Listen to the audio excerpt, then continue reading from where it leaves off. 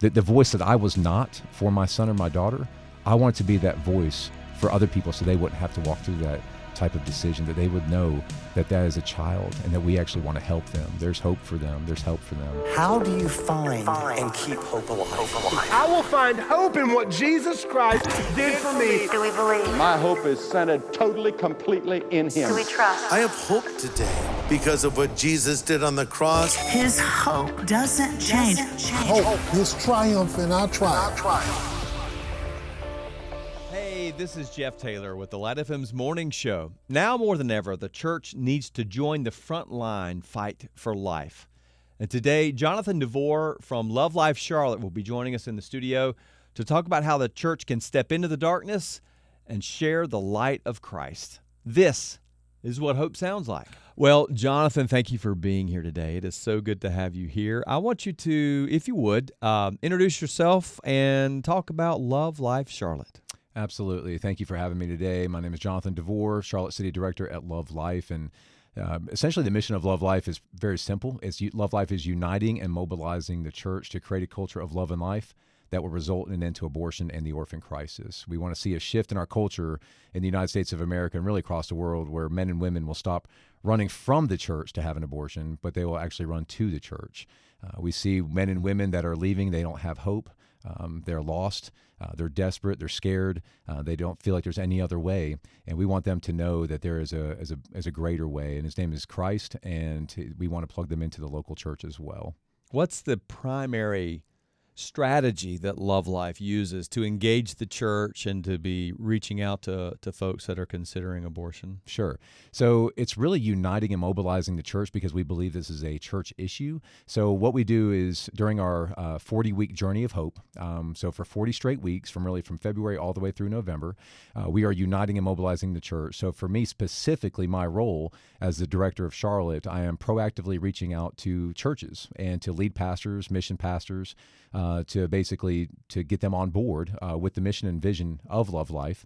And during that adoption week, what their role and responsibility as the pastor, when they say yes, when they've experienced the tragic truth, they know that this is at the heart of God, based on His Word as well, is that on that Sunday, they actually will preach a sanctity of human life sermon, or they'll raise awareness in getting the commitment and educating the congregation of the tragic truth of what's taking place. And then from there, on that Wednesday, they're going to collectively fast and pray as a congregation. Then on Saturday, based on what took place on Sunday and that Sunday launch, they're going to collectively, as a body, to go out to the abortion center, not to shame and condemn, not to picket, not to insult or slander anybody, but we're there to do two things, and that's to worship and to pray. And if people can do those two things, that they can come out on this prayer walk. And then the fourth and final piece of that church adoption week is connect. We give people an opportunity for people to connect beyond the prayer walk. But it really does begin with the pastors. It begins with that church engagement.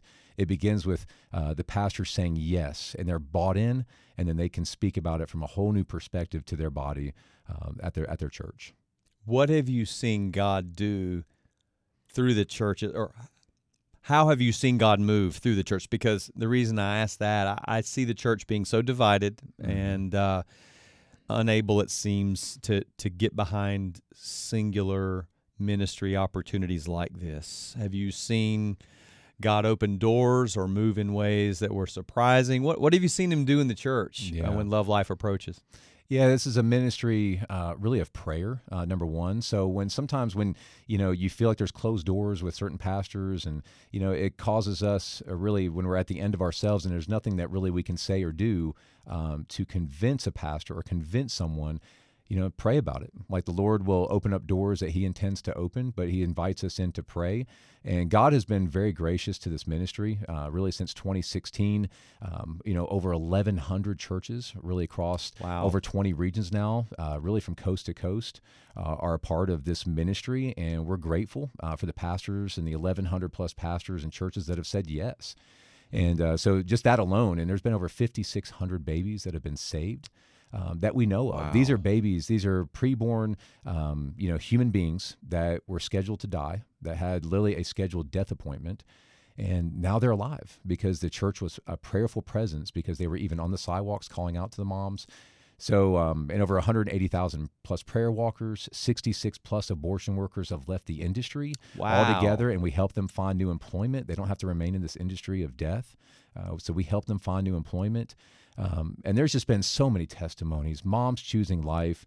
They're so grateful. The testimonies that we hear over and over and over again, just saying, thank you for being here. Don't stop what you're doing, because without you being here, I would have taken the life of my child.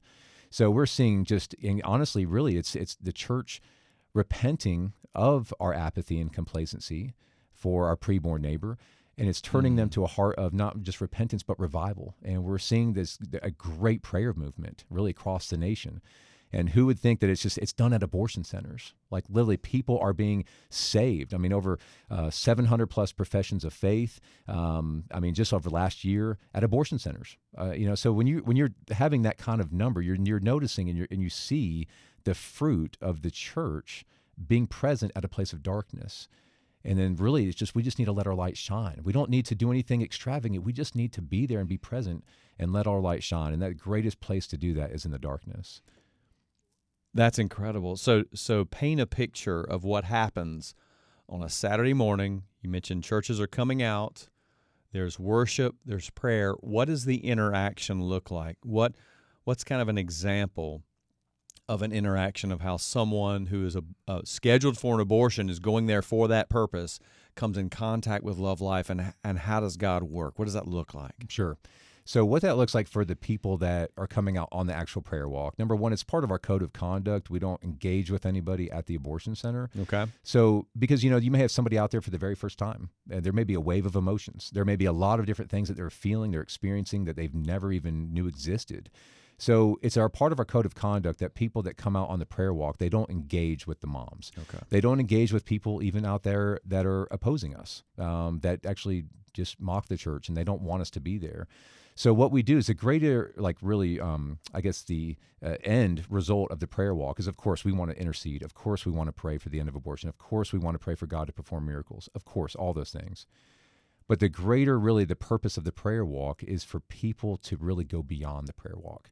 And so when we lay out that connection piece at the end of the prayer walk, if you feel that God is calling you to go further, there are multiple ways. We're not just patting people on the back saying, congratulations for choosing life, be warm and filled, and you're sending them on their way. Right. We are connecting them beyond the prayer walk. And then from that's where people can become sidewalk outreach members. Those are like the ladies and the men that are out there offering the last hope, the last ditch effort to be a voice for the voiceless for these babies that are scheduled to die that morning.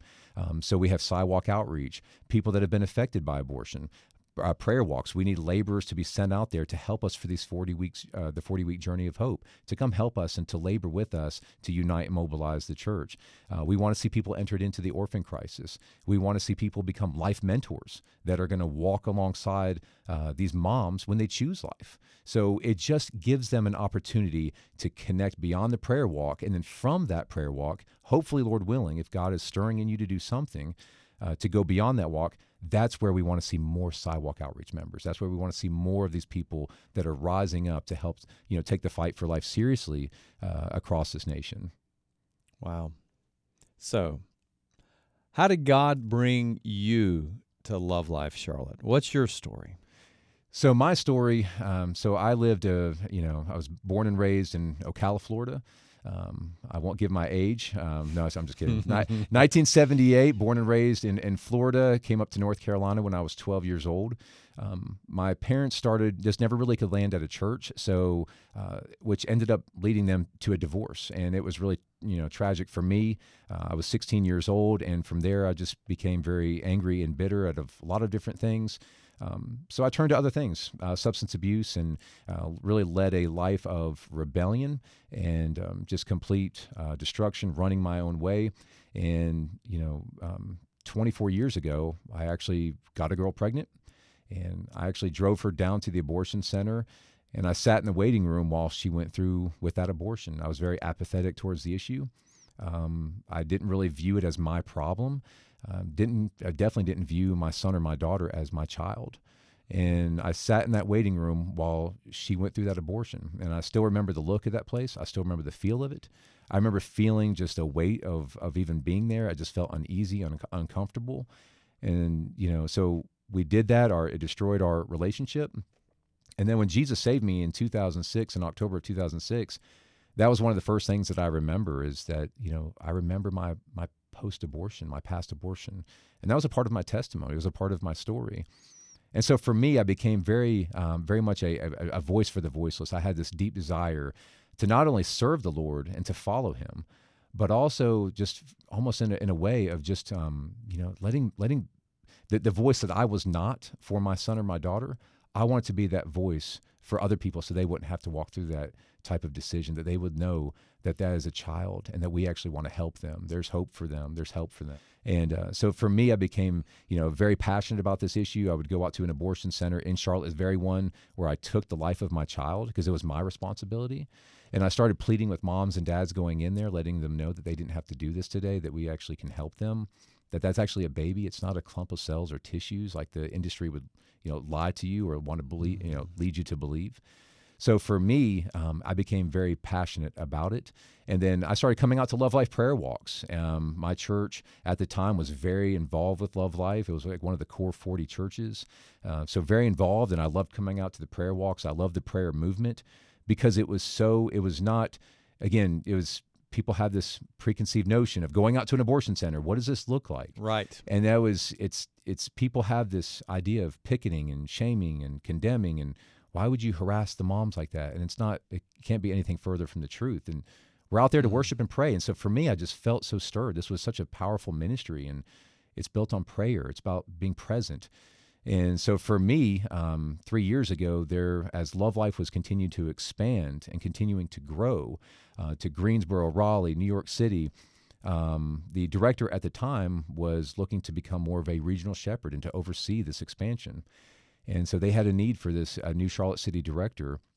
And after a season of being in corporate America, very successful in sales and everything else, I just spent just a season and a time just praying about this. And I accepted the position after it was offered to me, and it's been transformative in so many ways. It has grown my faith, and it is just a special ministry to be part of because I get to sit down, with pastors and broadcast companies and be able to raise awareness and advance God's kingdom. And I can't think of a better work that I would ever want to be a part of than to advance Christ's kingdom here on earth. And so it's been a wonderful, wonderful experience. There's lows as well that comes with it because it's a spiritual weight and a battle to this. Right. But I am so thankful to be a part of this, and I'm thankful that I just laid my yes on the table. This issue overall, the abortion life issue, for some reason, I guess understandably in some aspects, sort of breaks down as a male-female issue. Obviously, the mom, female perspective seems to have the louder voice, and the men are sort of relegated and gets minimized. I love your redemptive story and how God has used your personal experience. Do you see other men? Do you see God calling men into this fight more and more? We do. I think for so long, since Roe v. Wade became an unjust law in 1973, that we see that for so long it was the woman and the child. Right. It was save the two. It was all about the woman and the child. And the men, for so long, I think, were often neglected out of the situation. But as you and I know, it takes two. And where's the father? Like, where's the father in all of this? Where's the dad? And so we're starting to see this new shift. And I feel very much I have a burden for men. I have a burden to raise awareness and to get the men off the sidelines. Because really men are called by God himself to be providers and be protectors of their family. Even for us as men to lay down our life for our family if need be. And I think for so long that the men have taken women, unfortunately, and used them as a ploy and to use them for their own selfish reasons, rather than view them as image bearers of God and to save even sex for marriage. It's beautiful, It's wonderful, but for the context of marriage. And for so long we've seen that, and now the men are starting to rise up, and I feel extremely burdened to raise this awareness for men to no longer just sit on the sideline, and for like this to be a woman's issue. I believe wholeheartedly, and I say this all the time, that I believe this is a greater man's issue than a woman's issue. Wow. I really do, because I believe with all of my heart that if men were to take their rightful place, if this is a part of God desperately desires men to be, and to be the leaders, to be providers. You don't have to live in the shadows. That we would see a shift in our culture where abortion. You don't have to live in the shame and condemnation that men would stop desperately want you to stay with women. Because you and I know when Jesus sets you free and He makes you a new creation, if they do find themselves, He wants to bring every dark area. If they were to advocate and fight our present, our future, any of it, He wants to bring it to the light as we confess our sins to one another. So as we do that, that's where true healing and restoration happens.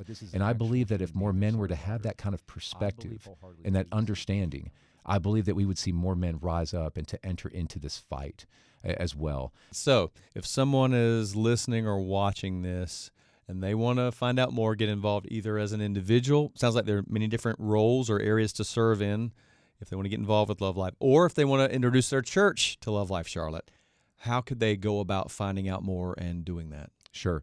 You can just go to lovelife.org, lovelife.org, and they can basically look at our website. There's a lot of different areas where we have prayer walks. Like I said, we're in 20 different regions across the country. God's doing amazing work, and He invites the church in to be a part of this as well.